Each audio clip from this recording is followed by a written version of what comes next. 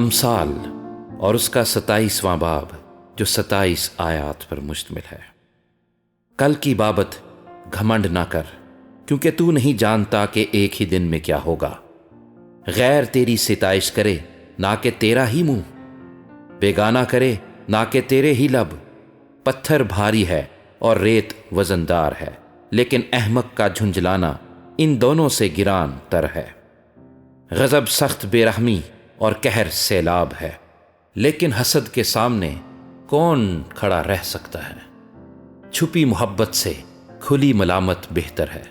جو زخم دوست کے ہاتھ سے لگیں پر وفا ہیں، لیکن دشمن کے بوسے با افراط ہیں۔ آسودہ جان کو شہد کے چھتے سے بھی نفرت ہے، لیکن بھوکے کے لیے ہر ایک کڑوی چیز میٹھی ہے۔ اپنے مکان سے آوارہ انسان اس چڑیا کی مانند ہے جو اپنے آشیانے سے بھٹک جائے۔ جیسے تیل اور عطر سے دل کو فرحت ہوتی ہے، ویسے ہی دوست کی دلی مشورت کی شیرینی سے۔ اپنے دوست اور اپنے باپ کے دوست کو ترک نہ کر، اور اپنی مصیبت کے دن اپنے بھائی کے گھر نہ جا، کیونکہ ہمسایہ جو نزدیک ہو اس بھائی سے جو دور ہو بہتر ہے۔ اے میرے بیٹے، دانا بن اور میرے دل کو شاد کر، تاکہ میں اپنے ملامت کرنے والے کو جواب دے سکوں۔ ہوشیار بلا کو دیکھ کر چھپ جاتا ہے، لیکن نادان بڑے چلے جاتے اور نقصان اٹھاتے ہیں۔ جو بیگانے کا ضامن ہو اس کے کپڑے چھین لے، اور جو اجنبی کا ضامن ہو اس سے کچھ گرو رکھ لے۔ جو صبح سویرے اٹھ کر اپنے دوست کے لیے بلند آواز سے دعائے خیر کرتا ہے، اس کے لیے یہ لعنت محسوب ہوگی۔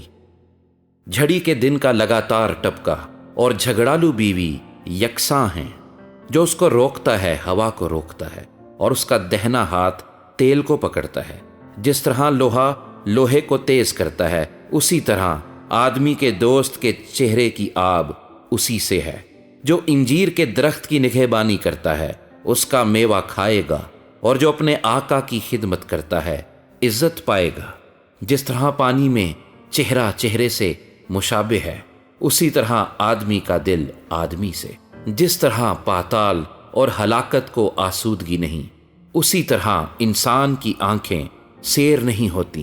جیسے چاندی کے لیے کٹھالی اور سونے کے لیے بھٹی ہے، ویسے ہی آدمی کے لیے اس کی ستائش ہے۔ اگرچہ تو احمق کو اناج کے ساتھ اکھلی میں ڈال کر موصل سے کوٹے، تو بھی اس کی حماقت اس سے کبھی جدا نہ ہوگی۔